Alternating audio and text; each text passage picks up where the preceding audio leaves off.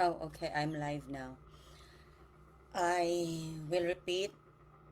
A lot of you don't know me. Some know me. So today the discussion is on China, America, Middle East, and the Philippines. Let's go a little beyond the Philippines, all right? Uh, Filipinos, pure Filipinos, okay? Do not get offended because I am not. I'm half. But I'm not half and half. I have sangre de español, a little bit. On my father's side and my mother's side as well. So if you look at the history of China and the Philippines, the Chinese people, we really like hoarding, all right? Hoarding in a good sense. A lot of us, we like doing business. It's in the blood. It's in history. Um, you know about the barter trade, right? Like even before the Spanish came, Chaputo,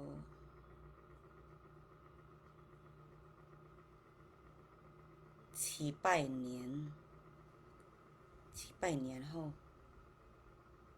maybe 700 years ago, if I'm not mistaken. Like, if you really trace it, not just in the Philippine history books, all right? I'm not talking about the Philippine history books because the Philippine history books was just written like after we have had the like the education from the Spaniards. So if you really dig up history, maybe around 700 years ago, the Chinese has already started doing barter trade, not just with the Philippines, but with the other parts of Southeast Asia as well. That's why, for those who are already in their 40s and 50s, what do we call the West Philippine Sea before? South China Sea! South China Sea! Let me stress on the China Sea. I'm not angry, not yet. Okay, why? If I remember correctly, during the Ming Dynasty, the barter trade was so robust. All right. So before the Spaniards came, it was all good, all good. Southeast Southeast Asians. What's the nature of the Southeast Asian people? Very kind, very welcoming, very hospitable, and so the Chinese kept on coming. We have much better seafood in the Southeast Asian market, especially us in here in the Philippines. Why? Because we are a little bit farther than the other Southeast Asian nations. We are very near, like almost in the center of the Pacific Ocean. That's why we have a lot of storms coming in. A lot of storms coming in to our country.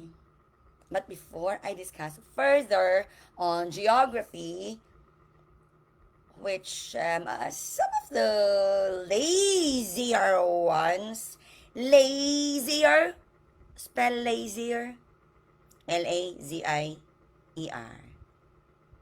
indolence of the Filipino people. That is what Rizal said, di ba? Kumusta ng mga mami dyan na nanggi TikTok, TikTok, nanggi Facebook, Facebook lang? On Mondays, kindly check what your child posts. You take them to church, that's good, very good. You take them to whichever church, I don't care. I don't want to say this, all right? But to my Roman Catholic brothers and sisters, your children, could you just please help out the teachers also? How many students are in one classroom? And how many classes the teachers have to do? 4 hours, 5 hours a day. The teacher is lucky when she gets about 35 students in one classroom, 35 different personalities in one classroom within, let's say, 45, 50 minutes. It depends on the school. I noticed on Mondays, not just me, other teachers, ay na mo pamakak, oy. Huwag na kayong magsinungaling. Nahirapan talaga ako mag-Tagalog, pero I got forced to speak in Tagalog. Ano mo pamakak? Mga kuwan dira, mga laing maestra dira. Nga di ba pag Monday?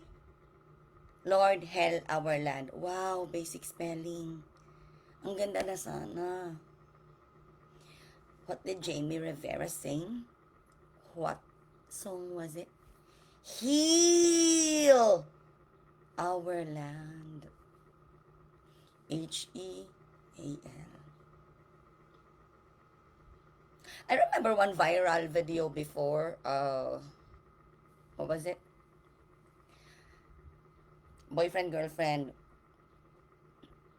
Together for 100. First year anniversary, ha? Together for 120 decades. Wow, vampire! Vampire tao.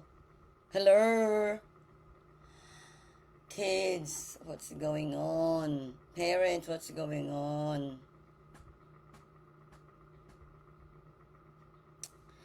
Alright. Okay, let's talk about China and America first. What do you personally think of Donald Trump now? Isn't he just as much as a SCAMMER as the PINAS? PINAS. Nas. PRESIDENT. President. Read my lips, guys. President of the Pinas. There you go. Umaban ako ni Facebook. Irinaban. Alright, so do you actually know how much America? How much they owe China? And do you know the inside story why America kind of softens? Why they soften up? They soften up because maybe it's in our blood, maybe it's in our genes. I don't know.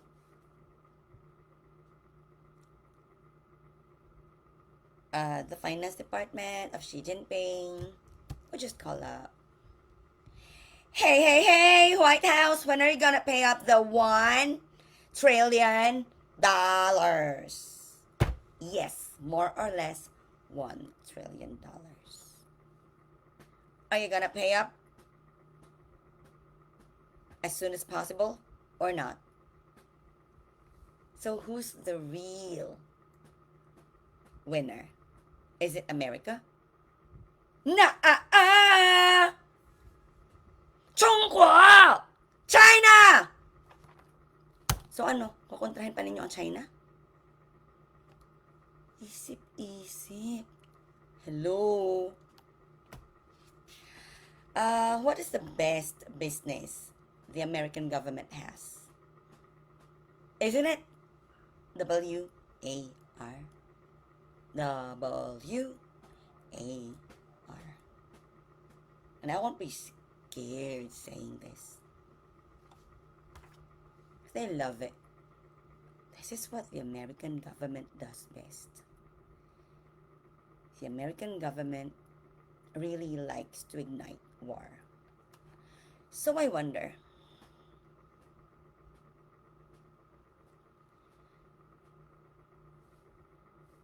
why? Why are we like this as a people? I don't understand. Do you not see why they are doing this? A lot of American government officials. I'm not talking about the people. The people are so pissed off with their government, all right? But the government, the American government itself, it's a master manipulator. Why Middle East? It's still the oil. Why do they not want to dig up their own oil? They're in Texas, they're in California, in Arizona, and the biggest one in where? Alaska. I am a Christian, all right? But I stand with Iran. Why? It should be to each his own. Let the Middle Eastern countries deal with their own problems, please. Dear American government,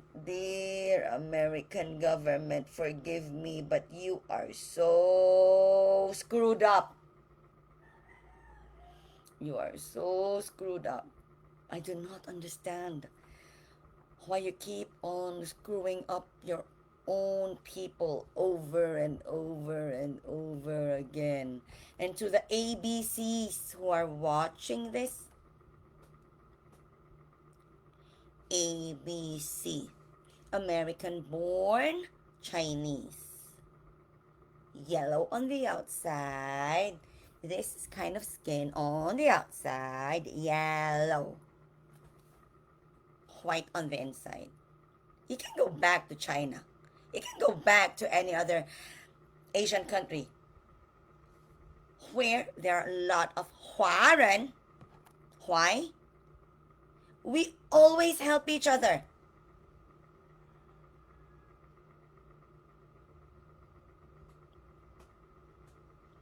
这是礼貌，我们华人的礼貌。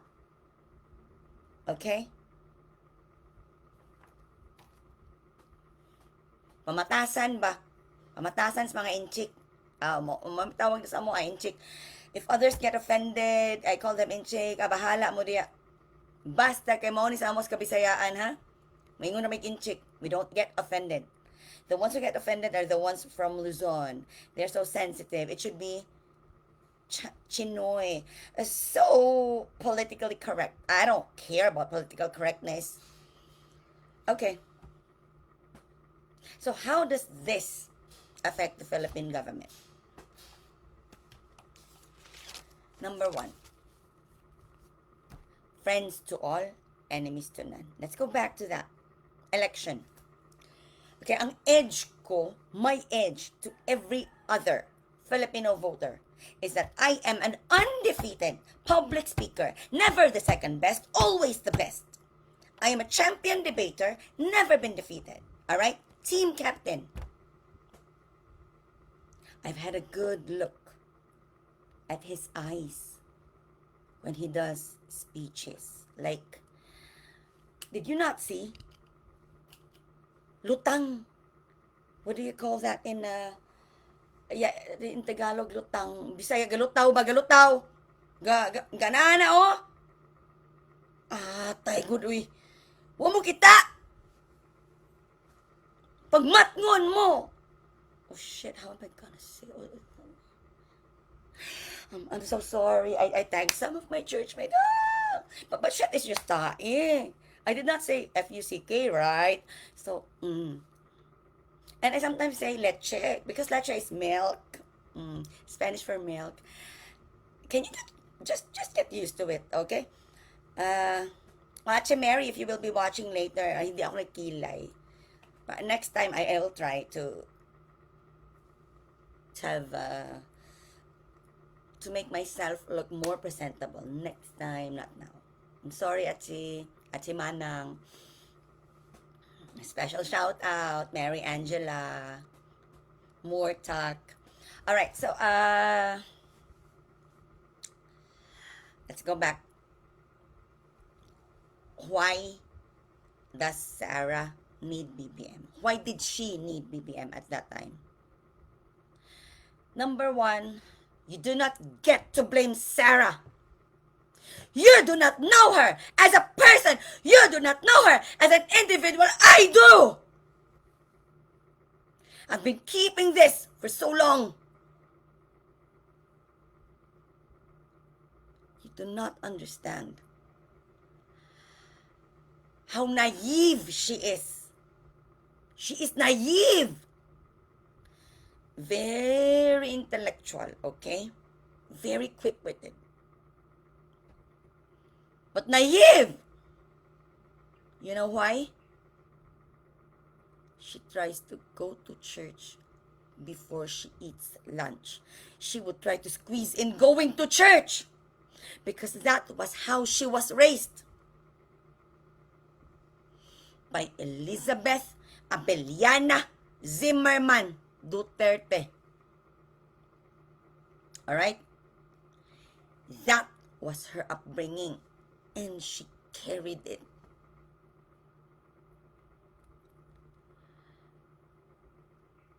You do not have any right to say that it's Sarah's fault, it's Sarah's fault, it's Sarah's fault.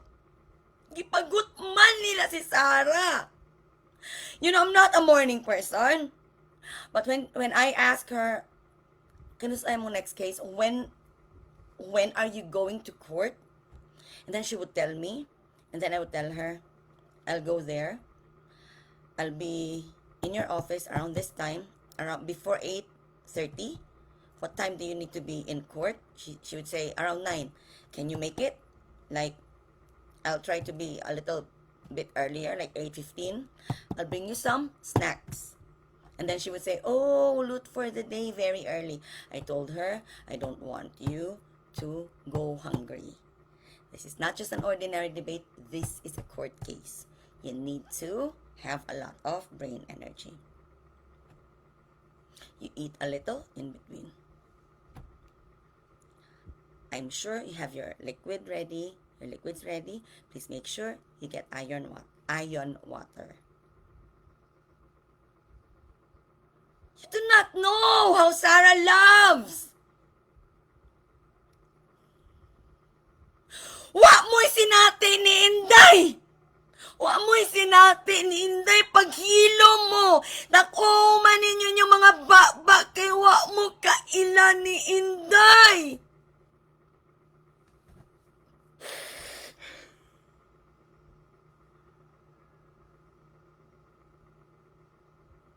Wala mo kabalo sa kasakit ni Inday.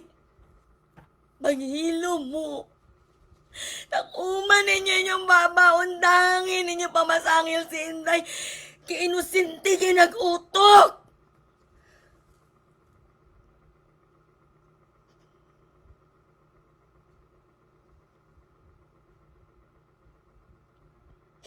Undangin na ninyo si Inday. Ayaw na ninyo inapte. Huwag mo kailan ni Inday. Huwag mo'y sinati ni Inday.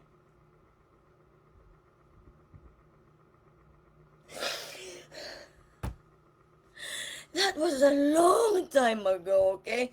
That was 2014.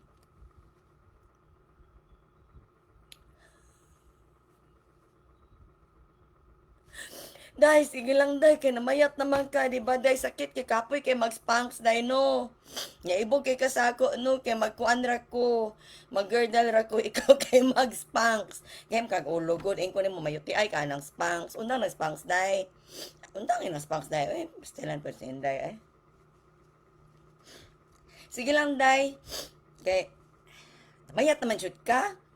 Bibiyan akong spanks pa to ba niya kay weight loss na jud to. O diba, nakatipid kang gym membership.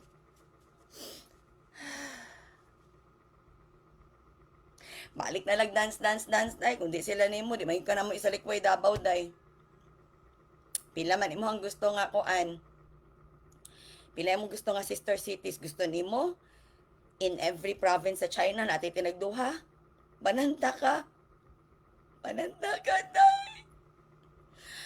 Tama di, ay di man di, pwede mo hilak, no? Kaya anak, di ako sa ako, ang makapangit na maka-wrinkles, di ba? Di ba tayo pang botox, so anak-anak ta, di ba tayo jamag, no? Jamag, no nga, kabit ni. Kaya gaba. Huy, jam! Puyo, dira, igata ka. Naon siya mo tutoy daw, jam? Kaya chismis naman po na. Huy, jam, tiguang, nagka, pa doon nakag 40, act your age, jam. Uy, noon sa man taon ka, jam. Kasi malagot ko ni mo, jam. Mahimo jud kang ibaligya gyud ta ka jam. Resulta nimo himuon ta kag mango jam. Hmm. Mangga. Diba man tayo unsa nga mangga no? Okay. Here.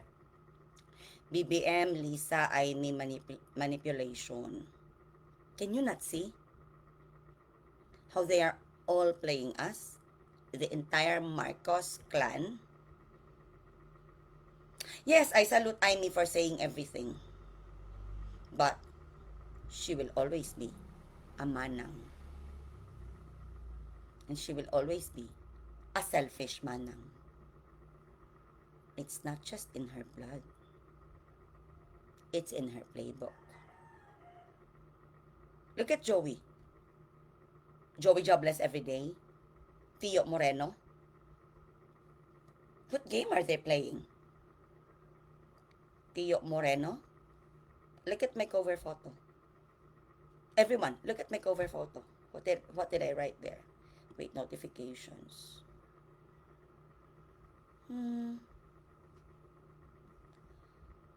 All right. Uh,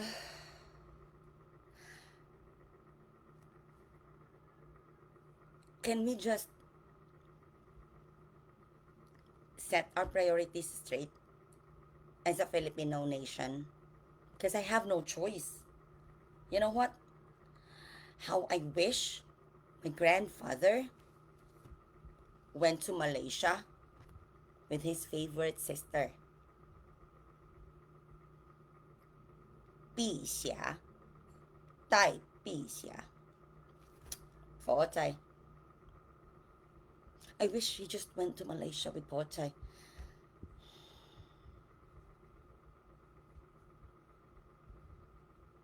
He went to the wrong island. At least he married the right woman. Married Marcela de la Paz Ortega from Arpili, Balamban, Cebu. Gamay ra ang makasabot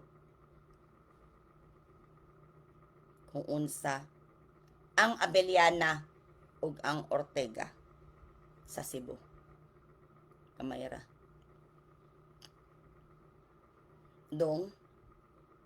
Dudong Baste, paabot lang.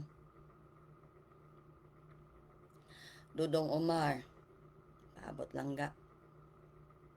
Rigo, paabot lang.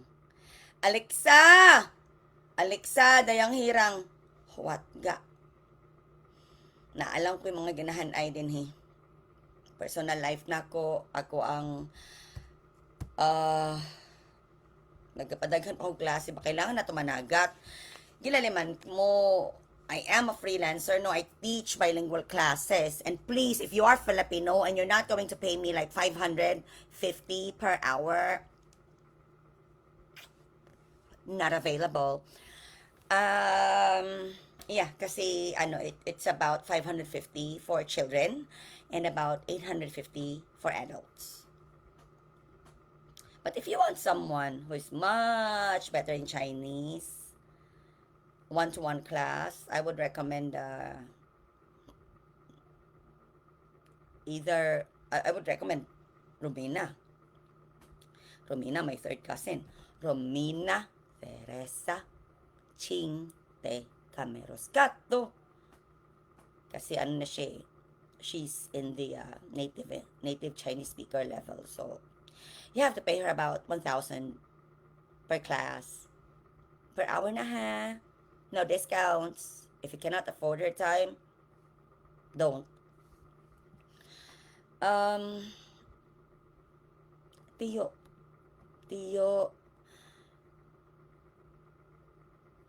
Paolo.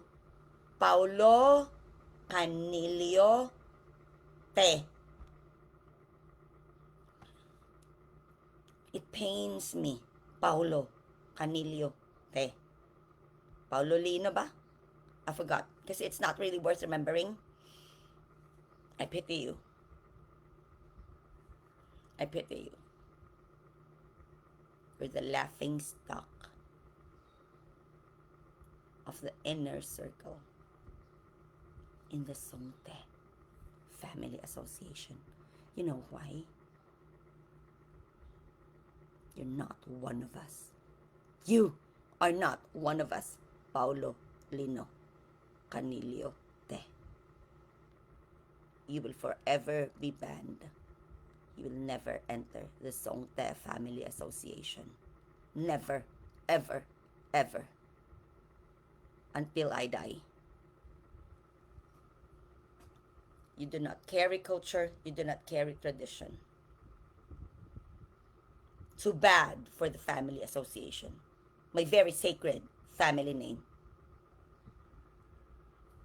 You have a little bit of our blood. But you're not ate. You're not one of us. You do not carry culture, tradition, characteristics of a real Songte Family Association member. You do not understand how brave we are, how we fight for each other, how we defend each other in that very family association, how we help each other. You will never be in that inner circle. To every other Chinese Filipino, Filipino Chinese, and those with Chinese heritage, you better learn Mandarin right now, because we will never know when BBM, I'll just say it out loud, when BBM and America will make us the launching pad of World War III. We don't know. But Davao is safe. Mindanao is safe. I have asked someone very trustworthy, to tap the Chinese community in the Visayas to make sure that the Visayas region, all provinces of the Visayas, will be safe. Panglayas na ta. I do not agree with Republic of Mindanao. I would rather do Republic of Visayas than Mindanao. Why? Nabade Bisaya nga naa dinhi Mindanao. Nabade Bisaya sa Mindanao ug dili gumikan anang Visayas, ha? Maghuna-huna mo. Do not forget your roots. Do not forget your roots. Yuta ni sa mga Moro ang Mindanao. Pero we're living very harmoniously here. Ay ninyo kalimti ang Visayas. Ay ninyo kalimti ang Sugbo, ang Bohol. Ay ninyo kalimti ang Leyte, ang Samar. Ay mo kaguol. Kay magkinaunsa. Musukul ug musukul. Ang mga insekte na nagiandam na. O kung unsa man to. 这是我们小的秘密 Sikreto para bibo. Ciao, ciao! Mwah!